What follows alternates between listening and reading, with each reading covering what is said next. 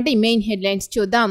ఇక్కడ మనకు ముందుగా కనిపిస్తున్నటువంటి ప్రధాన వార్త, నైరుతికి బ్రేక్, పెరిగిన హీట్, ప్రతికూల వాతావరణంతో మందగించిన వర్షాలు, రాష్ట్రంలో మళ్లీ అధిక ఉష్ణోగ్రతలు నమోదు, 12వ తేదీ తర్వాతే తొలకరి పలకరించే అవకాశం. రిస్క్ చేసి డబ్బును కోల్పోలేం, భారత విద్యార్థులకు ట్రంప్ చుక్కలు, ఆంక్షల పేరిట కత్తి, ఒత్తిడిలో పిల్లలు, భారీగా తగ్గుతోన్న ఎన్రోల్మెంట్లు, దాచిన డబ్బులను పోగొట్టుకోలేం, విద్యార్థుల తల్లిదండ్రుల ఆవేదన. ఇక ఈరోజు నమస్తే తెలంగాణ దినపత్రికలో ఇక్కడ మనకు ప్రధానంగా కనిపిస్తున్నటువంటి వార్త, రైతులపై హత్యాయత్నం కేసులు, 40 మందిపై ఎఫ్ఐఆర్, 17 సెక్షన్లు నమోదు, 12 మంది రిమాండ్, జిల్లా జైలుకు తరలింపు, రాజోలీలో పోలీస్ రాజ్, భయంగుప్పిట్లో ధన్వాడ జనం.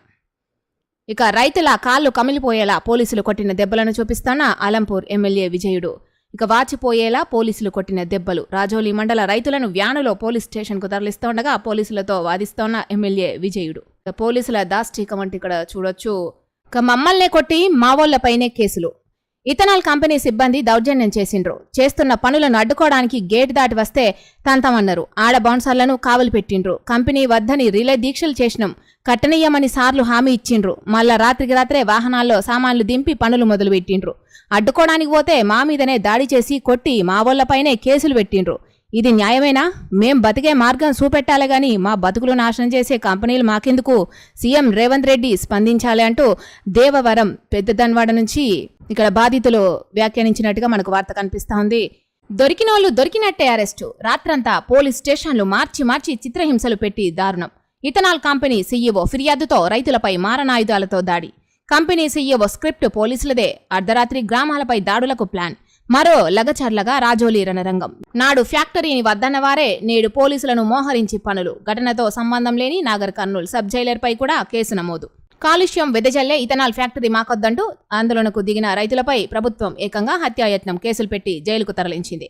జోగులాంబ గద్వాల జిల్లా అలంపూర్ నియోజకవర్గం రాజోలీ మండలం పెద్దదన్వాడ గ్రామంలో ప్రజాభిప్రాయానికి వ్యతిరేకంగా ఏపీ సీఎం చంద్రబాబు శిష్యులకు చెందిన ఇథనాల్ కంపెనీ నిర్మాణ పనులు చేపడుతుండటంతో బుధవారం వందలాది మంది రైతులు తిరగబడ్డ విషయం తెలిసిందే. ఈ ఘటనపై Gayatri ethanol company CEO Manjunath ఫిర్యాదు మేరకు పోలీసులు గురువారం 40 మందిపై కేసులు నమోదు చేశారు. వీరిపై అటెంప్ట్ మర్డర్తో పాటు మరో 17 సెక్షన్ల కింద కేసులు నమోదు చేశారు. వీరిలో 12 మందిని రిమాండ్కు తరలించారు. అయితే ఈ ఘటనతో సంబంధం లేని నాగర్ కర్నూల్ సబ్ జైలర్ నాగరాజుపై కూడా పోలీసులు కేసు నమోదు చేయడంపై వివాదాస్పదమైంది. పెద్దదన్వాడకు చెందిన సబ్ జైలర్ నాగరాజుకు ఇథనాల్ ఫ్యాక్టరీ సమీపంలో పొలం ఉంది. చేరియాల్ భూములకు చెర, దళిత గిరిజనుల భూములపై సర్కార్ కన్ను, మరో 120 ఎకరాల అసైన్డ్ భూమికి ఎసరు. సంగారెడ్డి జిల్లా చేరియాల్లో ఎంఎస్ఎంఈ ఇండస్ట్రియల్ పార్క్ పేరుతో భూసేకరణ, నోటిఫికేషన్ జారీ చేసిన సంగారెడ్డి కలెక్టర్, పారిశ్రామిక వాడే లేని చోట భూసేకరణ, రియల్ ఎస్టేట్ కోసమేనంటున్న స్థానికులు, రైతులు ఉద్యమిస్తున్నా పట్టని ప్రభుత్వం. భూసేకరణకు వ్యతిరేకంగా ఒకవైపు రైతులు పెద్ద ఎత్తున ఉద్యమిస్తుంటే మరోవైపు ప్రభుత్వం తాను అనుకున్నది చేసుకుంటూ పోతోంది. జోగులాంబ గద్వాల జిల్లాలో ఇథనాల్ ఫ్యాక్టరీకి వ్యతిరేకంగా రైతులు పెద్ద ఎత్తున ఆందోళన చేపట్టిన మరుసటి రోజే సంగారెడ్డి జిల్లా కంది మండలంలో మరికొందరు దళిత గిరిజన రైతులు సర్కారుపై ఉద్యమించారు. ఇక ప్రాణాలు పోయినా భూములివ్వం, సర్వేను అడ్డుకున్న రైతులు, పోలీసుల బందోబస్తు మధ్య సర్వే. నాగర్ కర్నూల్ జిల్లా బల్మూరు మండలంలోని 4 గ్రామాల్లో సర్వేకు అడ్డుపడ్డ అన్నదాతలు, మొదట చేపట్టిన విధంగానే ఉమామహేశ్వర ప్రాజెక్టు సర్వే చేయాలని రైతుల డిమాండ్, మారిస్తే ఊరుకునేది లేదని హెచ్చరికలు. ఇది రైతులపై సర్కార్ యొక్క తీరు అంటూ ఇక్కడ మనకు ప్రధాన వార్త ఇవ్వడం జరిగింది. ఇక మావోయిస్టు అగ్రనేత సుధాకర్ ఎన్కౌంటర్, ఛత్తీస్గఢ్ రాష్ట్రం బీజాపూర్లో ఘటన, సుధాకర్ది ఏపీలోని ఏలూరు జిల్లా, ఆయనపై 50 లక్షల రివార్డు. మావోయిస్టులకు మరో గట్టి ఎదురుదెబ్బ తగిలింది. పార్టీ కేంద్ర కమిటీ కార్యదర్శి నంబాల కేశవరావు ఎన్కౌంటర్ తర్వాత ఛత్తీస్గఢ్ రాష్ట్రం బీజాపూర్ జిల్లాలో జరిగిన ఎదురుకాల్పులో మరో అగ్రనేత Lakshmi Narasimhachalam alias Gautam alias Sudhakar alias Bandi Prakash నేలకొరిగారు. Bijapur జిల్లాలోని నేషనల్ పార్క్ అటవీ ప్రాంతంలో మావోయిస్టులు సంచరిస్తున్నారనే సమాచారం మేరకు జిల్లా reserve guards, DRG, special task force, STF భద్రతా దళాలు సెర్చ్ ఆపరేషన్ నిర్వహించాయి. ఈ క్రమంలో మావోయిస్టులు తారసపడి జవాన్లపైకి కాల్పులు జరిపారు. వెంటనే అప్రమత్తమైన జవాన్లు ఎదురుకాల్పులకు దిగడంతో ఇరు వర్గాల మధ్య భీకర పోరు కొనసాగింది. దీంతో జవాన్ల దాటికి తాళలేక మావోయిస్టులు అక్కడి నుంచి పారిపోయారు. జవాన్లు ఆ ప్రాంతాన్ని తమ ఆధీనంలోకి తీసుకుని గాలింపు చర్యలు చేపట్టారు.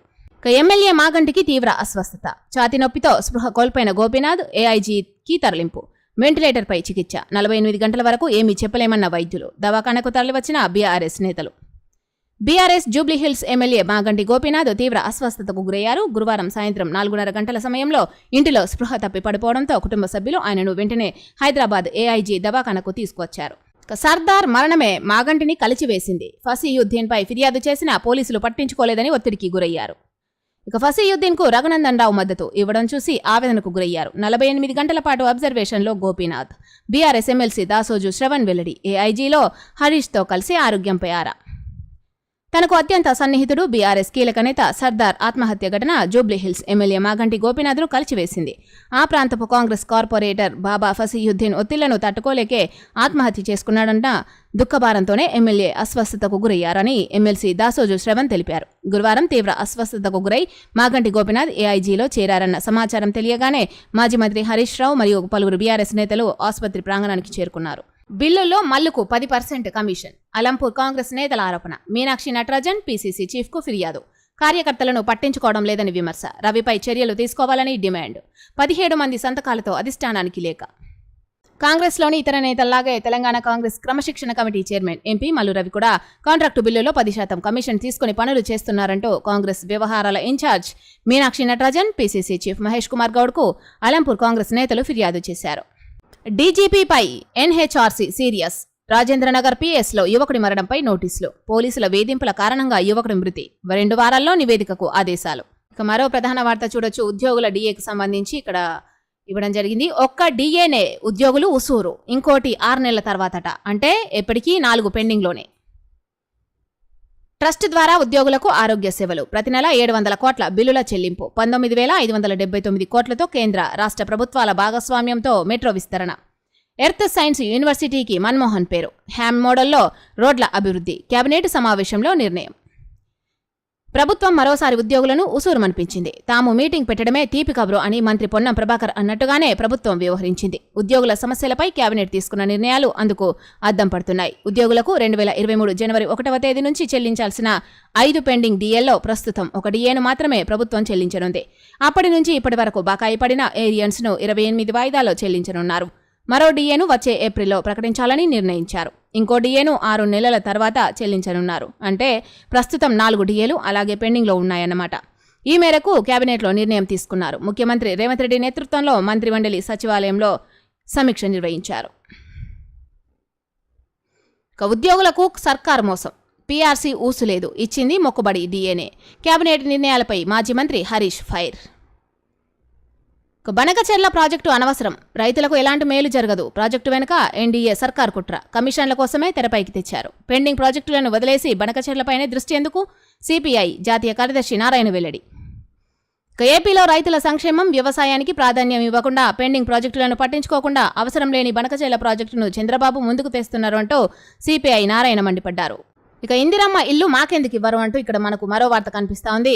ఇందిరమ్మ ఇల్లు ఇవ్వకుంటే పురుగు మందు తాయి చేస్తామని హనుమకొండ జిల్లా కమలాపూర్ మండలం అంబాలలో కుక్కల చిరంజీవి బోయిని జానకి పురుగుల మందు డబ్బాలతో గురువారం నిరసనకు దిగారు. ఇక్కడ చిత్రంలో చూడొచ్చు. ఇక కాంగ్రెస్ వాళ్ళకే ఇందిరమ్మ ఇండ్లు, ఎమ్మెల్యే మనుషులకే ఇండ్లు మంజూరవుతాయి. అవి ఎమ్మెల్యే కోట, సర్కారుకు సంబంధం లేదు. ఎంపిక చేసే అధికారం కలెక్టర్కు కూడా లేదు. అధికారులమే అయినా మాకు సంబంధం లేదు. హౌసింగ్ పీడీ ఫోన్ సంభాషణ ఆడియో వైరల్. ఇవి ఈరోజు నమస్తే తెలంగాణ వార్తాపత్రికలో వచ్చినటువంటి మెయిన్ హెడ్లైన్స్.